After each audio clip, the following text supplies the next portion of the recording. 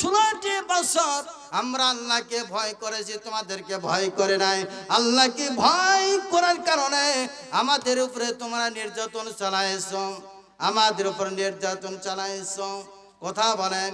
কিন্তু আজীবন আমরা আল্লাহকে ভয় করে চলবো, আল্লাহকে ভয় করব।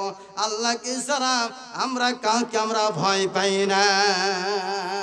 আল্লাহ তাআলা বলেন, আমার ইমানদার বান্দা বান্দিরা, তোমরা আমাকে ভয় করো।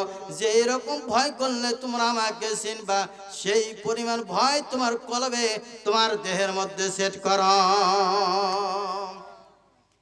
কিন্তু 16টি বছর তাদেরকে যারা ভয় করেছিল, তারা আজকে আর কোনো কথা বলার শক্তি পাইতেছে না। কথা বলেন। তাদের চেহারার দিক তাকান, মলিন হয়ে গেছে, আর কথা বলে না। কিন্তু 16টি বছর আমরা আল্লাহকে ভয় করেছি, তোমাদেরকে ভয় করে নাই। আল্লাহকে ভয় করার কারণে আমাদের উপরে তোমরা নির্যাতন চালাইছো, আমাদের উপর নির্যাতন চালাইছো। কথা বলেন। কিন্তু আজীবন আমরা আল্লাহকে ভয় করে চলবো, আল্লাহকে ভয় করব।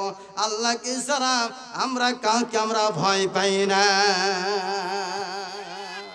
আমরা জানি তোমাদের পায়ের নিচে কোনো মাটি নাই, তার কারণ আমাদের উপর আল্লাহ আছে। কে আছে বলেন? আল্লাহ আছে। দুনিয়া হলো ক্ষণস্থায়ী জিন্দেগি। এটা এই অল্প জিন্দেগি পেয়ে তোমরা যা ইচ্ছে তাই করছো, আলেমদের উপরে তোমরা অত্যাচার করছো, আল্লামা মামুনুল হককে তোমরা যেইভাবে তোমরা ফাঁসাইছো, কখনো কোনো দুনিয়ার কোন বাংলার জমিনের মানুষ তারা কখনো এটা বিশ্বাস করতে পারবে না। এক কথা বলেন, কখনো বিশ্বাস করতে পারবে না। যারা কথা বলেছে তাদেরকে আটকানো হয়েছে।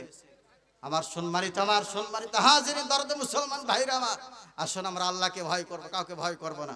আসুন সমাজ থেকে রাষ্ট্র পর্যন্ত সবটাই জায়গায় আল্লাহর হুকুম চলবে, আল্লাহর আইন চলবে, কোরআনের পার্লামেন্ট এই দেশে কায়েম হোক। আমরা সকলেই চাইতো নাকি বলেন? আমাদের সকলে একতাবদ্ধ হয়ে থাকতে হবে, কোনো বিশৃঙ্খলা হয়ে চলা যাবে না। ওয়াতাসিমু বিহাবলিল্লাহি জামিআ, আমরা সবাই একত্রবদ্ধ হয়ে থাকবো। কে আওয়ামী লীগ, কে বিএনপি, কে জামাত ইসলামী দেখার আর কোনো বিষয় নাই। কথা বলেন।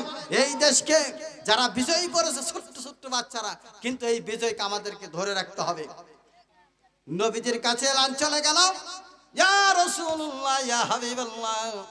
আজকে কেন খাদিজা দরওয়াজা লক করে কাঁদে? এমন ভাবে কাঁদিতেছে যেন তার বাবা যেন মারা যায়, সন্তান যেমন মারা যায়, মা বোনেরা কাঁদে, এরকম কাঁদে না বলেন? এইরকম ভাবে আজকে খাদিজা কাঁদিতেছে। ইয়া রাসূলুল্লাহ, ইয়া হাবিবাল্লাহ, জলদি করে আপনি রুমে আসেন, বাসায় আসেন, খাদিজাকে আপনি একটু থামান। আল্লাহ রাসূল বিশ্ব নবী করিম সাল্লাল্লাহু আলাইহি ওয়াসাল্লাম বাসায় আসার পর, রুমে আসার পরে দরওয়াজা লক করলেন, খাদিজাকে ডাক দিলেন, খাদিজা রে, আমি শুনতে পারলাম তুমি আজকে কেন কাঁদিতেছ?